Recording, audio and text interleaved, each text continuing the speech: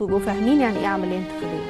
أنا بشجع جدا ولادنا الشباب على المشاركة في الانتخابات والحياة الانتخابية والمشاركة فيها. ليه؟ ليه؟ لأن أنا لو أنا قلت لابني أو بنتي الشباب شارك في العملية الانتخابية، أنا كده بقول له إيه؟ بقول له اعرف، بديله معرفة. معنى اللي أنا أقول له شارك، معنى الكلام ده إن هو هيبحث عن المرشحين، تمام.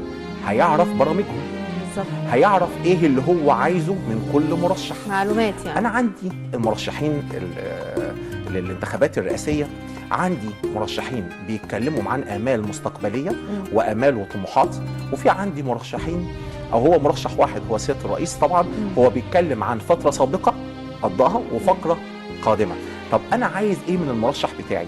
هل انا عايز مرشح للقضايا المحليه، يعني قضايا زي التعليم، زي الصحة، زي دولة كبيرة، دولة عظيمة، دولة مؤثرة؟ هل المرشح بتاعي اتكلم عن فكره عن القضايا المصيرية لمصر مع أمريكا، مع الصين، مع الدول؟ احنا الحرب الروسية الكرواتية مصر اتأثرت بيها. إذا أنا محتاج رجل دولة عشان يقود مصر 2024 ل 2030. تمام. طيب